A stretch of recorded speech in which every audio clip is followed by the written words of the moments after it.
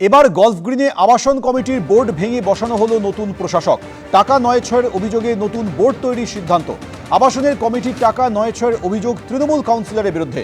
95 নম্বর ওয়ার্ডে তৃণমূল কাউন্সিলর তপন দাশগুপ্তর বিরুদ্ধে টাকা নয়-ছয়ের অভিযোগ।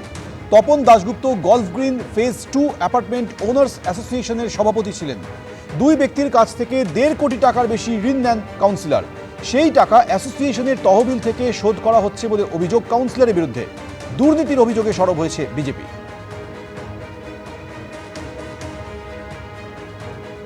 লোন নেওয়া হয়েছে যেটা রুলসের বাইরে, তারপরে একটা বিল্ডিং কনস্ট্রাকশন হয়েছে সেটাও রুলসের বাইরে। কিছু মানুষ এখানে জিনিসটাকে বোর্ডের মধ্যে ঢুকে কমার্শিয়ালাইজ করে ফেলেছে। গভর্নমেন্ট হাউজিং সবার জন্য করা, সেটাকে মানে বিল্ডিংটাকে এক্সটেন্ড করে বিয়ে বাড়ি ভাড়া দেওয়া, ইয়ে করা, এগুলো সব ওরা বলছে যে মেম্বারদের জন্য, কিন্তু মেম্বারদের জন্য মানে শুধু মেম্বারদের জন্য তা নয়, মুষ্টিম কয়েকজন মেম্বার হয়তো অ্যাভেল করতে পারেন, কিন্তু বিষয়টা হচ্ছে ওই যে ইলিগাল ব্যাপারগুলো সেগুলো রয়ে গেছে। এবার ওই যে হাই ইন্টারেস্ট লোন, ওইগুলোকে শোধ করার জন্য টাকাটা তো কোথা থেকে রিকভার করতে হবে, তখন ওরা কি করছে, ওই টাকাটাকে মেনটেন্যান্সের মধ্যে দিয়ে ঢুকিয়ে ওটাকে প্রচুরভাবে শুরু করছে। যে বাড়িটা এখানে করেছি অ্যাপার্টমেন্ট ওনার্স অ্যাসোসিয়েশন হল, এটা তো আমি নিয়ে যাব না আমার সঙ্গে করে। 720টা ফ্ল্যাটের মানুষের এখানে শেয়ার আছে। প্রশাসনকে পাঠিয়েছেন কে? আমার মন্ত্রী, আমার বিধায়ক অরূপ বিশ্বাস মশাই। তিনি যখন একজন অ্যাডমিনিস্ট্রেটর অ্যাপয়েন্ট করেছেন, আমি অল আউট কোঅপারেশন করব তার সঙ্গে। জাল ক্যান্সারের ওষুধের ব্যবসা করার অভিযোগে বর্ধমান থেকে এক অভিযুক্তকে গ্রেফতার করল দিল্লি পুলিশের এসটিএফ। 3 বছর ধরে মোস্ট ওয়ান্টেড ছিল এই অভিযুক্ত। রাজ্যে গা ঢাকা দিয়ে থাকলেও তা কেন জানতে পারল না পুলিশ? প্রশ্ন তুলছে বিরোধীরা। পাল্টা জবাব দিয়েছে রাজ্যের শাসক দল। একটা সময় বলা হতো ক্যান্সার নো আনসার। আধুনিক চিকিৎসা বিজ্ঞান অনেক উন্নত হলেও ক্যান্সারকে আজও পুরোপুরি জয় করা যায়নি। রোগের নাম এবং চিকিৎসার খরচ আজও আতঙ্কের একটা বিষয়। তার উপর central drug standard control organisation বা সিডিএসকোর সাম্প্রতিক রিপোর্ট চোখে আঙুল দিয়ে দেখিয়ে দিয়েছে কিভাবে এক শ্রেণীর অসাধু ব্যবসায়ী ওষুধের নামে বাজারে ছড়িয়ে দিচ্ছে বিষ। এই প্রেক্ষাপটেই ক্যান্সারের মতো মারণ রোগের জীবনদায়ী ওষুধ জাল করার অভিযোগে পশ্চিম বর্ধমান থেকে চক্রের চাঁইকে গ্রেফতার করল দিল্লি পুলিশের অপরাধ দমন শাখার আন্তঃরাজ্য সেল। 3 বছর ধরে তার খোঁজ করছিল দিল্লি পুলিশ। ধৃতের নাম সাবির আলম। দিল্লি পুলিশ সূত্রে খবর, তার বাড়ি পশ্চিম বর্ধমান জেলার কুমারখালা গ্রামে। যদিও এদিন গ্রামে গিয়ে ওই নামে কাউকে পাওয়া যায়নি। স্থানীয় বাসিন্দারাও ওই নামে কাউকে চিনতে পারেননি।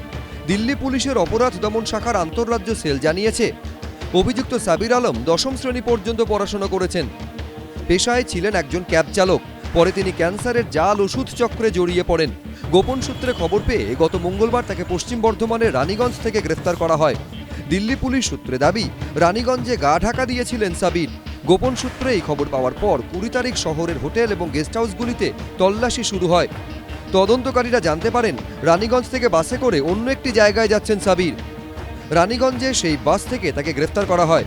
কিন্তু রাজ্যে গা ঢাকা দিয়ে থাকলেও তা কেন জানতে পারল না পুলিশ? প্রশ্ন তুলেছে বিরোধীরা।